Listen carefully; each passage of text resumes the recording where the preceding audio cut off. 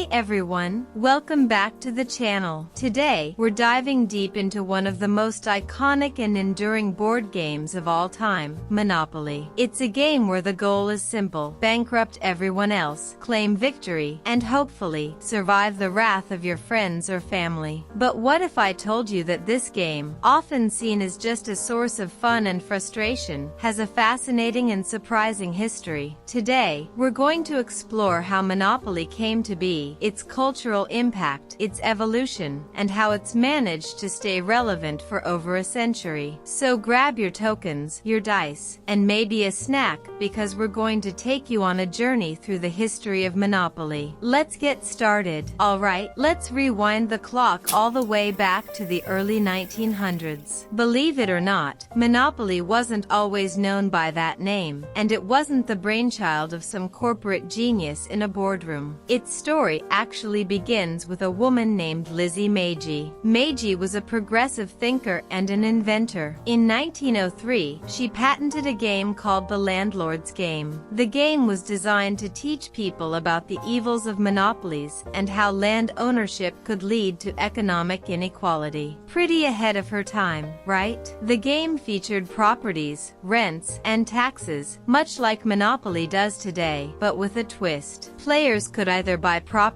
or work together in a kind of cooperative way to avoid the domination of one person. Sound familiar? So, how did the Landlord's Game evolve into Monopoly? Well, here's where things get interesting. The game was played by a lot of different people, but one of the most notable was a man named Charles Darrow. Enter Charles Darrow, a penniless engineer from Pennsylvania during the Great Depression. In 1933, Darrow was introduced to the Landlord's Game at a friend's house. He played the game, liked the concept, but he felt that it needed a bit of modernization. So, he decided to make a few changes. Darrow removed the cooperative elements, added more properties based on real-life places in Atlantic City, New Jersey, and changed the name to Monopoly, reflecting the idea of dominating or monopolizing the market. By 1935, Darrow had created his own version of the game, which he eventually sold to Parker Brothers for $500. But here's where it gets complicated. Darrow wasn't the only one involved in the game's development. In fact, the game was created in large part from the Landlord's Game that Lizzie Meiji had invented decades earlier. Now, here's the part where it gets a little messy. Lizzie Meiji didn't exactly get her due credit for the invention of Monopoly. When Darrow's version was sold to Parker Brothers, Meiji's patent was ignored, even though her game was clearly the inspiration.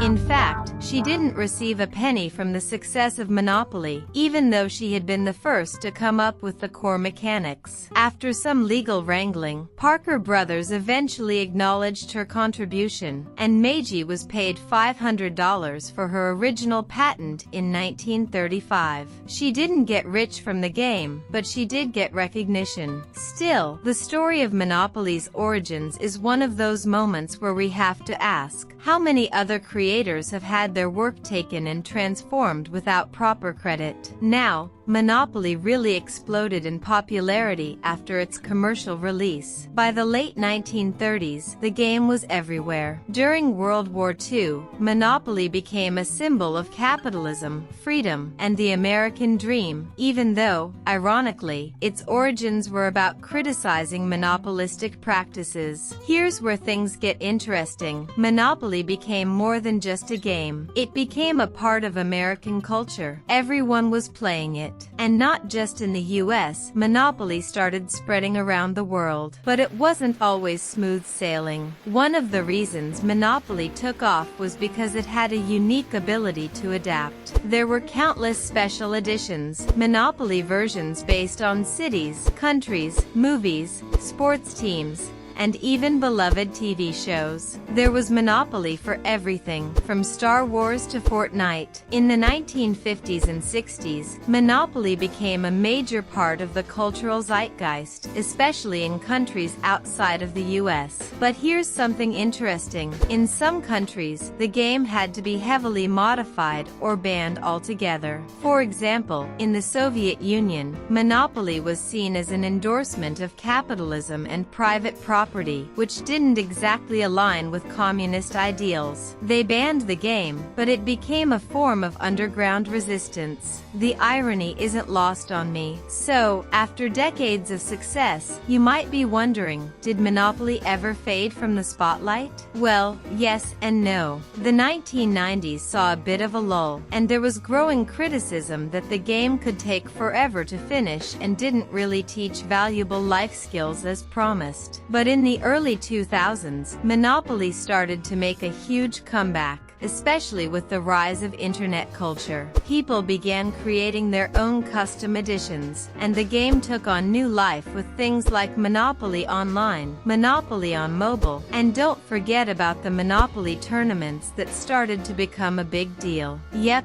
there are people out there who take Monopoly way more seriously than you might think. Today, Monopoly is not just a game, it's a cultural touchstone. Whether it's a family gathering, a college dorm, or a gaming night with friends, Monopoly has stood the test of time. Over the years, it has evolved, becoming more inclusive, accessible, and diverse in its versions. This game is not going anywhere. But beyond the nostalgia and the family feuds, Monopoly carries with it an interesting social message about capitalism, wealth, and the pursuit of success. Sure, it might be frustrating when your friend keeps landing on boardwalk, but the game is a reflection of the economic systems we live in. So, whether you're a fan of the classic version or prefer one of the many modern twists, Monopoly will always be a part of our cultural fabric.